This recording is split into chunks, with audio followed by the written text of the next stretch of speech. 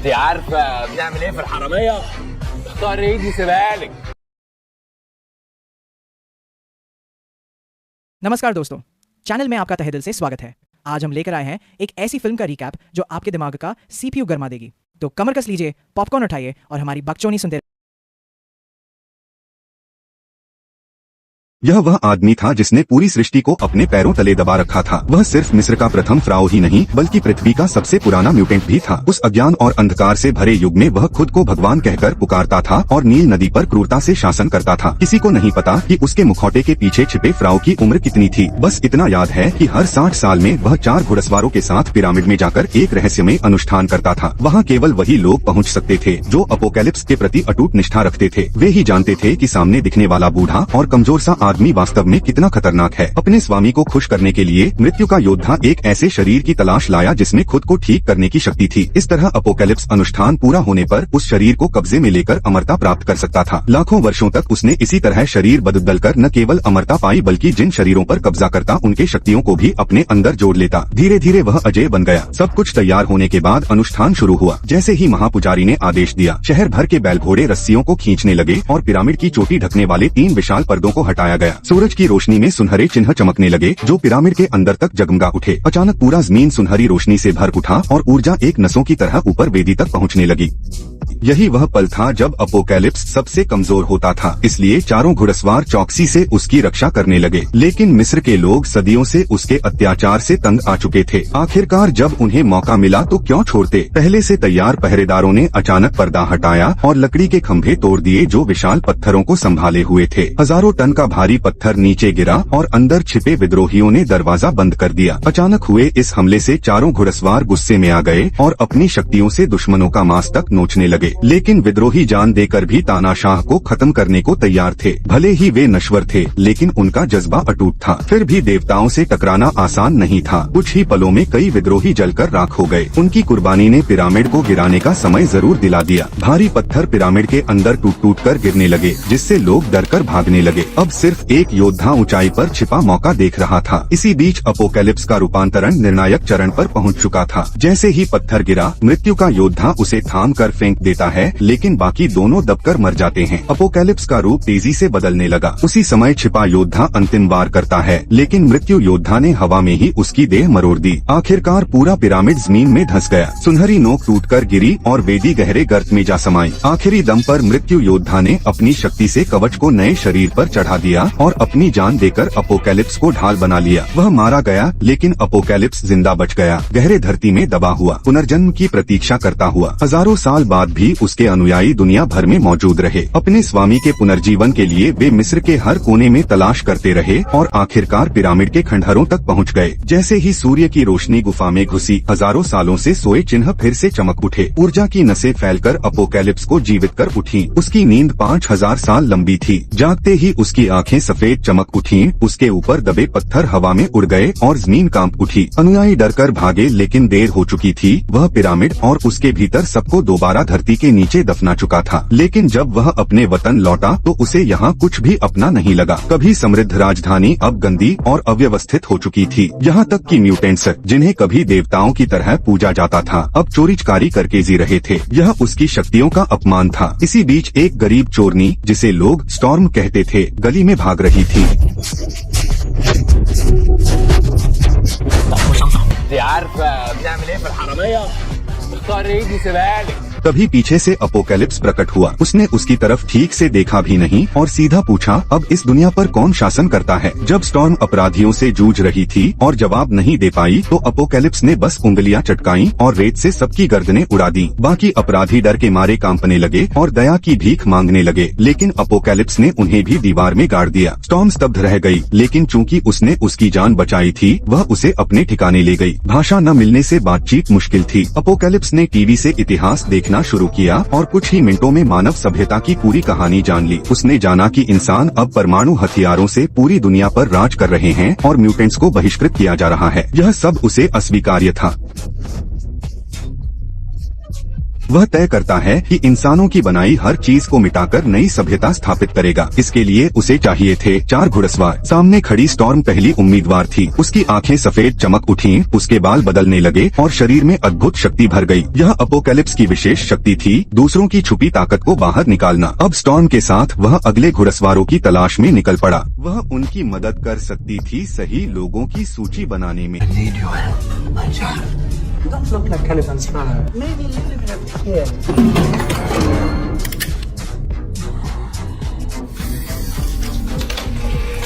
लिंगदिए ने देखा कि तियानकी अच्छे इरादे से नहीं आया है, इसलिए उसने अपनी मानसिक शक्ति को प्रकाश तलवार में बदल दिया और दोनों को काबू करने की कोशिश की, लेकिन सामने वाला तो बस कुछ मामूली डेटा निकला। लिंगदिए को महसूस हुआ कि उसकी मानसिक शक्ति कई गुना बढ़ गई है और उसके हाथ की प्रकाशधार और भी मजबूत और खतरनाक हो गई। एहसान लौटाने के लिए उसने न सिर्फ तियानकी का साथ देना स्वीकार किया, बल्कि उसे उस फरिश्ते के बारे में भी बताया जिसने भूमिगत अखाड़े में 1000 लोगों को हरा दिया था। लेकिन हैरानी की बात यह रही कि आखिरी लड़ाई में वही आदमी बुरी तरह हार गया और लगभग निकम्मा साबित हुआ। तियानकी ने फिर से अपनी शक्ति का इस्तेमाल किया। उसने फरिश्ते के टूटे पंखों को अटूट इस्पाती धारदार हथियारों में बदल दिया। उसका हल्का सा वार भी दूर तक मार करने लगा और तबाही की ताकत पूरी तरह चरम पर पहुंच गई। अब बस एक आखिरी योद्धा की जरूरत थी और तियानकी अपनी दुनिया के अंत की योजना शुरू कर देता। जिसकी उसे तलाश थी वह था वानसी वांग, जिसे लोग मजाक में मंच का आदमी भी कहते थे। 10 साल पहले उसने राष्ट्रपति की हत्या करने की कोशिश की थी, जो नाकाम रही। उसके बाद वानसी वांग ने अपनी पहचान छिपा ली और स्टील फैक्ट्री में मजदूर बनकर नई जिंदगी शुरू की। लेकिन एक दिन उसके साथी मजदूर से काम में गलती हो गई और भारी भरकम स्टील का भट्ठा अचानक झुककर नीचे गिर पड़ा। उसी पल एक आम सा दिखने वाला मजदूर आगे बढ़ा और हाथ फैलाकर उस वजनी चीज को हवा में रोक लिया। सब लोग दंग रह गए, लेकिन नेक काम करने के बावजूद वह बहुत घबरा गया, कहीं कोई उसकी असली ताकत पहचान न ले। सुरक्षा की खातिर वानसी वांग, जो पहले से ही वांटेड था, जल्दबाजी में घर पहुंचा और पत्नी से कहा कि सामान बांधकर यहाँ से निकल जाए, क्योंकि वह जानता था कि अगर उसकी पहचान खुल गई तो उसका छोटा सा परिवार तुरंत बिखर जाएगा। लेकिन उन्होंने पूरा घर छान मारा, बेटी कहीं नजर नहीं आई। अचानक वानसी ने जंगल से आती आवाज सुनी और देखा कि पुलिस पहले ही उसकी बेटी को पकड़ चुकी थी। 10 साल से ज्यादा छिपकर रहने के बावजूद वानसी ने हमेशा सबके साथ अच्छा बर्ताव किया था। सामने खड़े लोग वही पड़ोसी थे जिनसे वह कभी हंस बोलकर मिला करता था, लेकिन जैसे ही उन्हें पता चला कि वह म्यूटेंट है, सबके चेहरों पर दुश्मनी उतर आई। बेटी की सुरक्षा के लिए वानसी वांग ने खुद को जांच के लिए समर्पित करने का फैसला किया, लेकिन बेटी के लिए उसका पिता कभी कोई राक्षस नहीं था। वह किसी भी कीमत पर उसे छीनने नहीं देना चाहती थी। उसका दुख धीरे धीरे गुस्से में बदल गया और अचानक आकाश में ढेरों कौवे मंडराने लगे। असल में बेटी के पास भी शक्ति थी, वह जानवरों से संवाद कर सकती थी। भावनाओं के बेकाबू होते ही पंछियों ने कस्बे के लोगों पर हमला कर दिया जो उसके पिता को ले जाने आए थे। माँ ने तुरंत बेटी को शांत करने की कोशिश की, लेकिन उसी वक्त एक पुलिस वाले का ध्यान भटक गया और उसके हाथ से खिंचा हुआ तीर चल पड़ा। वह तीर सीधा वानसी वांग की पत्नी और बेटी को भेद गया। पल भर में सन्नाटा छा गया, पंछी उड़ गए, जानवर बिखर गए, बस एक बाप रह गया जिसने अपना सब कुछ खो दिया था। वह आसमान को कोसते हुए अपना गम और गुस्सा उगलता रहा।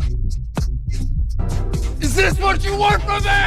Is this what I am? Is this what I am? उसकी पत्नी और बेटी ने तो उसे इंसानों से नफरत करना भुला दिया था, फिर भी उन्होंने उसकी दुनिया क्यों उजाड़ दी, यहाँ तक कि उसकी छोटी बच्ची को भी बख्शा नहीं गया। यही सोच उसे पागलपन की ओर धकेल गई और उसने फैसला किया कि उन मजदूरों को भी वही सजा देगा जिन्होंने उसकी शिकायत की थी। लेकिन जैसे ही वह कदम बढ़ाने वाला था, उसके पीछे अचानक एक पोर्टल खुला और कुछ डरावने लोग बाहर आए। उनका नेता और कोई नहीं बल्कि दुनिया का सबसे पुराना म्यूटेंट तियानकी था। वानसी वांग ने सोचा वे उसे रोकने आए हैं और तुरंत उन्हें धमकाने लगा, लेकिन तियानकी ने बिना कुछ कहे अपनी शक्ति से उसकी तरफदारी की और गद्दारों को वहीं मार डाला। इसके बाद उसने वानसी वांग को साथ चलने और बड़े काम में हाथ मिलाने का न्योता दिया। वानसी उलझन में था, मगर तियानकी में एक अजीब सी ताकत थी जो उसे आकर्षित कर रही थी। वह पोर्टल से गुजरकर उसी पुराने कैंप में पहुंचा जहां उसकी मां की दर्दनाक चीखें अब भी गूंज रही थी। तियानकी ने उसे कहा कि जमीन के नीचे छिपे धातु को महसूस करो, केवल वही अंधकार स्वीकार कर वह अपनी असली शक्ति जगाकर दुनिया को मिटा सकता है। बचपन की सारी तकलीफें फिर से उसके दिल में उमड़ आईं। वह इंसानों की बनाई सभ्यता से नफरत करने लगा। उसका गुस्सा जमीन के धातु कणों ने भी महसूस महसूस किया और वे कई इस्पाती नागों की तरह आकाश में उठ खड़े हुए। तियानकी के बहकावे में उसने पूरा कैंप पल भर में मिट्टी में मिला दिया। ऐसी ताकत उसने पहले कभी महसूस नहीं की थी, मानो वह फिर से जन्म ले चुका हो और पूरी तरह अंधेरे में डूब गया हो। अब वह तियानकी की सबसे बड़ी चाल में एक अहम मोहरा बनने वाला था। जल्द ही वांसी वांग की हरकतें मीडिया की नजर में आ गयी। प्रोफेसर को डर था कि उसका दोस्त पागल होकर बड़ी गलती करेगा, इसलिए उसने तुरंत ब्रेनवेव एम्पलीफायर पहनकर उससे संपर्क किया। लेकिन जैसे ही वह वांसी के दिमाग में दाखिल हुआ, उसने पत्नी और बेटी के खोने का दर्द महसूस किया। अनजाने में उसकी आंखों से भी आंसू बह निकले। फिर भी दुनिया में शांति बनाए रखने के लिए चार्ल्स अब भी उम्मीद कर रहा था कि वांसी थोड़ा बड़ा दिल दिखाएगा। अब जाकर समझ आया कि दूसरों की सोच को नियंत्रित करना ही असली जवाब है। बस जैसे ही प्रोफेसर की शक्ति छीन ली जाए, उसे कभी भी पीठ पीछे वार होने का डर नहीं रहेगा। वह हमेशा के लिए दुनिया पर राज कर सकता है। तुरंत ही तियानकी ने अपनी शक्तियाँ इस्तेमाल कर प्रोफेसर के दिमाग पर हमला किया। टीम के साथी कुछ गड़बड़ महसूस करते हैं, लेकिन कुछ कर नहीं पाते। वे बस आंखों के सामने देखते रहते हैं कि प्रोफेसर तियानकी के काबू में चला गया। उसने मस्तिष्क प्रवर्धक का उपयोग कर हर एक परमाणु पनडुब्बी में मौजूद सैनिकों का पता लगा लिया और उन्हें आदेश दिया कि आकाश की ओर परमाणु हथियार दाग दें। इसके बाद कोई भी महाशक्ति शेष नहीं रहेगी। कितनी भी लाल रेखाएं खींची जाएं, वे म्यूटेंट के शासन को नहीं रोक पाएंगी। सैन्य अधिकारी गहरे डर में डूब गए, लेकिन बस देखते रहे कि धरती के सभी परमाणु बम धीरे धीरे अंतरिक्ष में उड़ने लगे। संकट की घड़ी में प्रोफेसर ने थोड़ी चेतना वापस पाई और तुरंत आदेश दिया कि शॉकवेव मस्तिष्क प्रवर्धक को नष्ट कर तियानकी से कनेक्शन तोड़ दे। काफी मुश्किल से चार्ल्स को बचाया ही था कि तियानकी पोर्टल से आकर बेहोश प्रोफेसर को उठा ले गया। शॉकवेव ने उसे रोकने की कोशिश की, पर गलती से ऊर्जा उपकरण को छू बैठा, जिससे जबरदस्त विस्फोट हो गया। सौभाग्य से ठीक उसी समय क्विकसिल्वर अपने खास BGM के साथ स्कूल में प्रवेश करता है। थोड़ा भी देर किए बिना उसने अपनी शक्तियाँ चलाई और सबको बचाने दौड़ा। अगला दृश्य सबसे शानदार पलों में से एक था। जब सबको होश आया तो वे सुरक्षित थे, लेकिन स्कूल खंडहर बन चुका था। सबसे दुखद यह कि शॉकवेव विस्फोट केंद्र के बहुत पास होने से मारा गया। इसी दौरान तियानकी ने प्रोफेसर की शक्तियाँ और बढ़ा दी और उसे माध्यम बनाकर पूरी दुनिया में संदेश भेजा। वह मौजूदा व्यवस्था नष्ट कर नई सभ्यता रचने वाला है। निर्दोष लोग फिर से म्यूटेंट के अधीन होंगे। लेकिन तियानकी नहीं जानता था कि प्रोफेसर ने मौके का फायदा उठाकर जीन को गुप्त संदेश भेज दिया, अपना सही स्थान बताया और कहा कि तुरंत मैन टीम लेकर काहिरा आ। उधर तियानकी ने काहिरा को ब्रह्मांड का केंद्र बनाने की ठानी। शहर भर में चीख पुकार मच गई। लोगों की पूरी संपत्ति, घर सब रेत में बदलकर पिरामिड के नीचे जमा होने लगी और थोड़ी ही देर में वहाँ एक विशाल भव्य महल खड़ा हो गया। लेकिन कीमत यह थी कि आसपास के आम लोगों की सारी इमारतें चूस ली गईं। तियानकी ने रेत से मैग्नेटो का हेलमेट बनाया और उसे आदेश दिया कि वह अपनी शक्तियों का पूरा उपयोग करे। धातुएं जमीन से बाहर निकलने लगी। मैग्नेटो के नियंत्रण से शक्तिशाली चुंबकीय हलचल फैलने लगी। धरती शायद थोड़ी देर टिक सके, लेकिन इस गति से जल्द ही इंसानी सभ्यता पूरी तरह मिट जाएगी। तियानकी प्रोफेसर को पिरामिड के अंदर ले गया और अनुष्ठान शुरू किया ताकि उसकी शक्तियाँ जबरन खुद में संभाले। उसके बाद सारी सृष्टि उसकी मर्जी पर होगी, न कोई युद्ध न कोई लूट। लेकिन ठीक उसी समय म्यूटेंट टीम काहिरा पहुंच गई। उन्होंने देखा कि मैग्नेटो इतनी तबाही कर रहा है तो तुरंत अलग अलग काम बांट लिए। नाइट क्रॉलर पिरामिड के अंदर जाकर प्रोफेसर को बचाएगा, बाकी लोग तियानकी के 4 घुड़सवारों से लड़ेंगे। अंदर पहुंचा ही था कि नाइट क्रॉलर रास्ता भटक गया। फिर अचानक एंजल ऊपर से आकर हमला करता है। टीम के बाकी सदस्य स्टॉर्म से उलझ गए, मदद नहीं कर पाए। मुश्किल से मौका पाकर वह एंजल को हराने ही वाला था कि सिलोक ऊपर से आकर एंजल की मदद करती है। पूरा मैदान अस्त व्यस्त हो गया। हर कोई अपने प्रतिद्वंदी से बंध गया। आखिरकार नाइट क्रॉलर ने अपनी शक्ति से एंजल को पिंजरे में कैद कर दिया। लेकिन उधर अनुष्ठान शुरू हो चुका था। सोने की धाराएं प्रोफेसर के शरीर में समाने लगी। वह मानो तियानकी की शक्ति पा चुका था। नाइट क्रॉलर ने प्रोफेसर की चीखें सुनी और तुरंत उसे बचाकर जेट में ले आया। लेकिन प्रोफेसर का हेलमेट लेना भूल गया। सबको पता था कि अब यहाँ रहना खतरनाक है, तो वे भागने लगे। तियानकी ने आदेश दिया कि चाहे जो हो उन्हें रोको। एंजल ने पूरी ताकत से हमला किया। सिलोक ने भी सहयोग किया, लेकिन उसी अफरातफरी में नाइट क्रॉलर बाकी लोगों को सुरक्षित निकाल ले गया। एंजल जेट से टकराकर नीचे गिर पड़ा